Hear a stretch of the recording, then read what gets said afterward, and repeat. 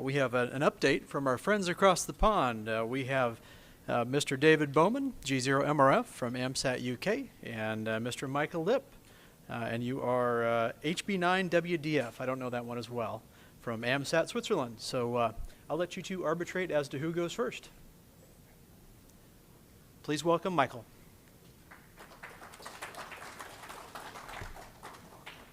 Good morning. My name is Michael Lipp, HB9WF. I'm representing AMSAT HB from Switzerland. My challenge is to hold a long talk. That's the longest I have at that. For you is the challenge to understand my Swiss accent, so I hope that that's work. About me, I'm ham since 1995, active on satellites since 1996. And from my profession, I'm working as a department manager for a Swiss retailer, responsible for about 80 employment. I'm married with my wife, HB9WDE, and I'm also an enthusiastic scuba diver and underwater photographer. So this hobby with scuba diving brings me around the world to several islands, and I'm also QRY on the Q100 station. You see me at the right on the Maldives as AQ18 Queen 7 Alpha Oscar. In the middle, I was on Gozo Island, and at the left, doing some rowing here in the United States. It was also amazing. Last year in Arizona, this year we were in the eastern part of the US. It was amazing. And at the bottom, it's my station at my home. So when I go out in the nature for SOTA activation, I have a portable station with me. And you can see this is a modular station with two FT870s. And there is also an Q100 set up that I take with me when I go to the islands.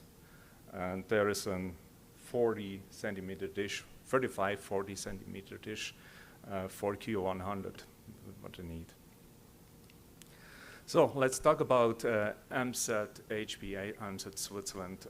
We started in 2016 as a group interested in amateur radio satellites, and we founded the organization in 2021. So the last couple of days, somebody told me the AMSAT North America is a small organization, about 4,000 members. So yeah, we have in Switzerland 40 members, 4 international members. One is from NA, North America, from Canada. And we had 2 SAT projects, 2 not our own SAT projects, they are SAT projects we had supported. But our members were in several missions involved in Q100 or in Astrocast and also on SwissCube.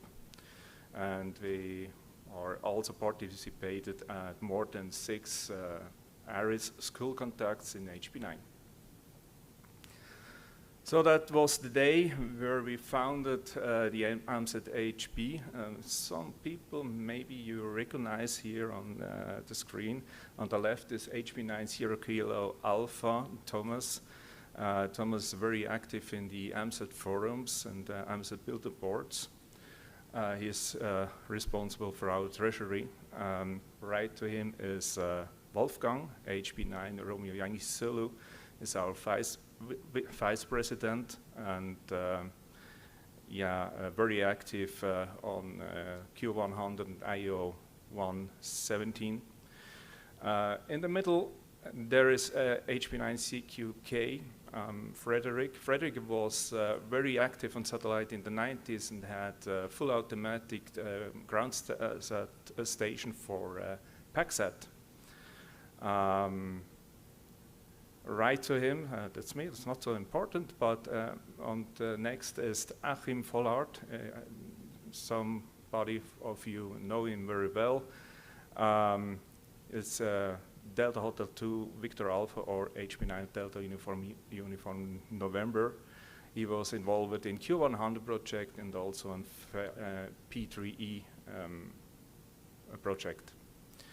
Then very important is Martin Klapper, HP9 Alpha Romeo Kilo, is responsible for our technical stuff. And on the right side, you see HP9 Mike Fox Lima is still commanding the SwissCube satellite. And in the background, this is not a still picture, there is Delta Bravo 2, Oscar Sierra is also involved in the founding of HP9, of AMSAT HP. Yes, and that is for Alan Johnson. We have also our CubeSat simulator. We do that also, and yeah, that was a picture on the Friedrichshafen at the Ham Radio Fair, and we had a lot of interesting people coming around to our booth and watch the demonstration of this tiny satellite.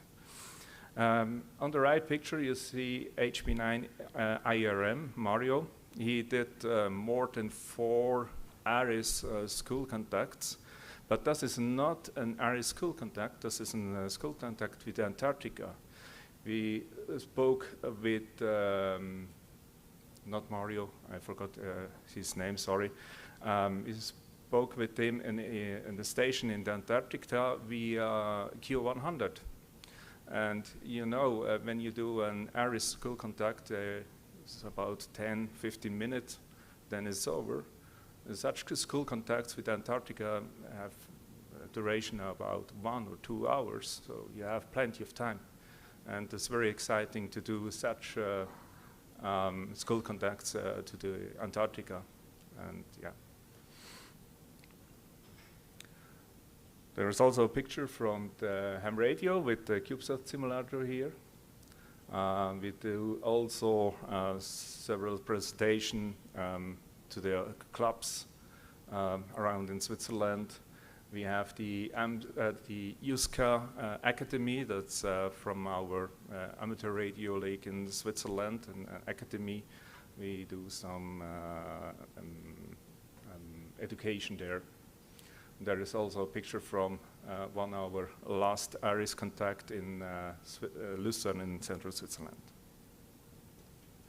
So we have some special activities from our members. There is on the left HP9 Golf Whiskey Juliet. He's right now on the expedition to Tango Oscar 8 Foxtrot Hotel to Mayotte Island.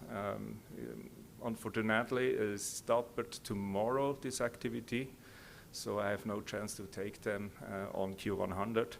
He is very active on the expedition. On the middle is HP9 Romeo Yankee Zulu Wolfgang. He has the highest remote station in Europe.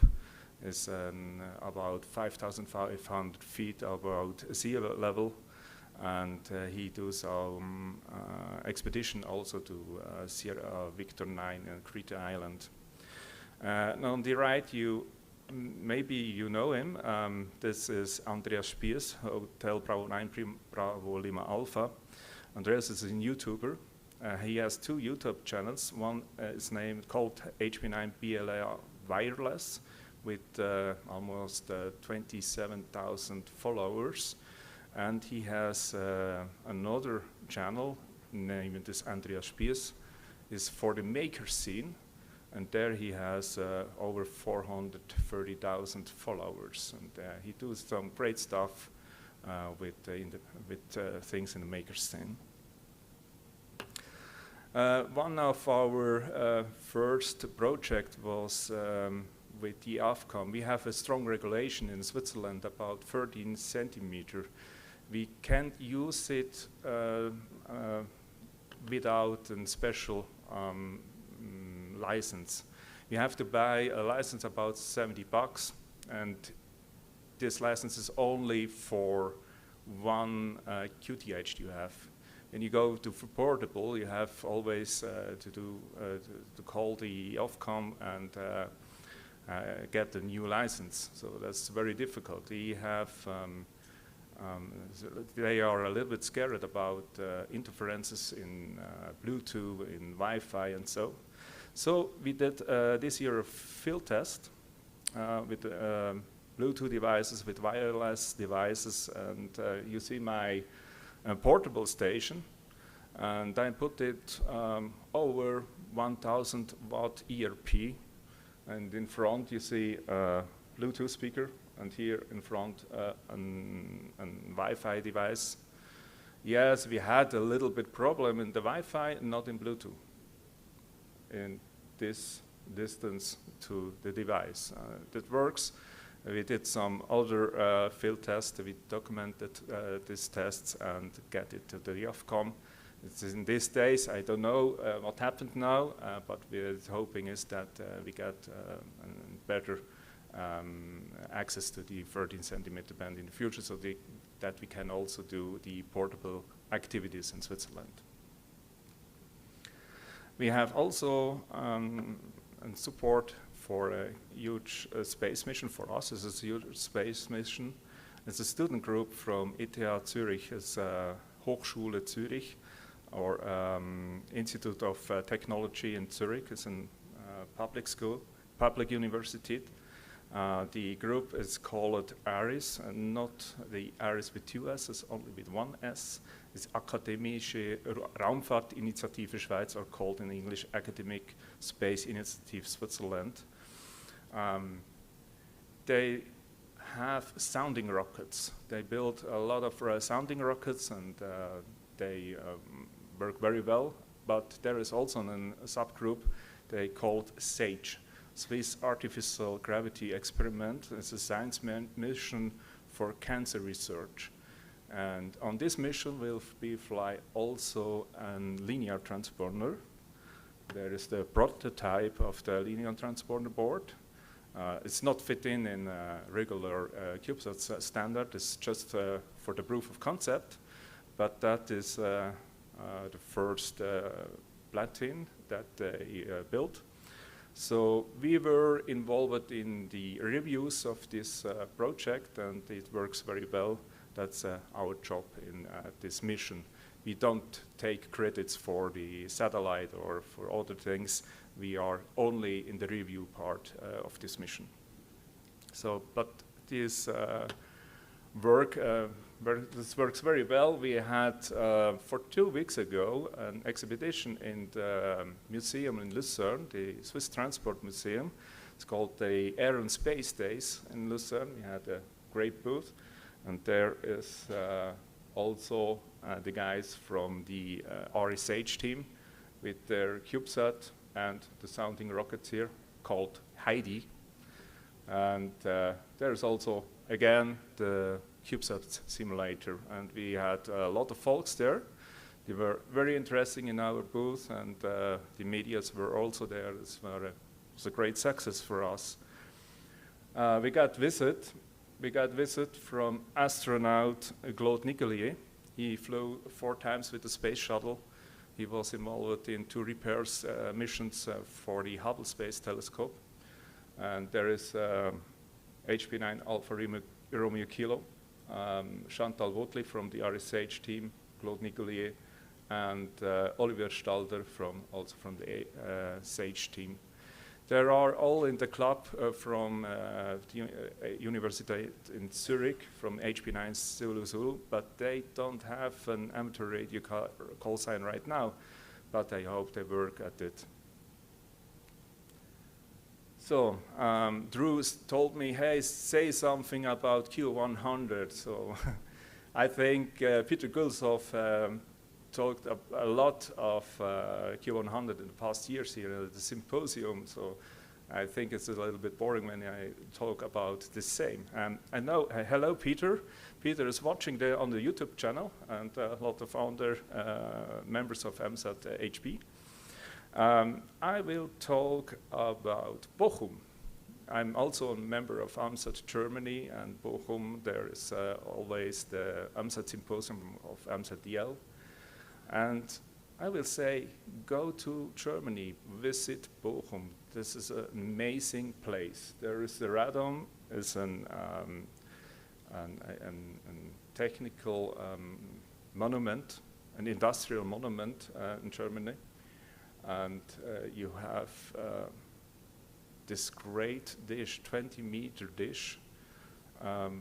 There is also an exhibition around in this Radom, and you are in contact with all this stuff, and you see a lot of amateur radio history there in Bochum. I was several times there, and I'm still amazed when I there in this Radom, and yeah, that's Peter. This is in the control room. There he watched the telemetry signal from the Mars, one of the Mars missions. I don't remember correctly which is far, but yeah, that's amazing. When you are there, mostly they watched some NASA missions, and it's amazing when you see this data coming from light years, not from light years, but from Mars or so. That's really amazing. I think it's a video, yeah. Genau. So, hi, Peter. So that's the telemetry. You see the frequency, and then behind the dish, the huge dish, the old consoles, but they still use it.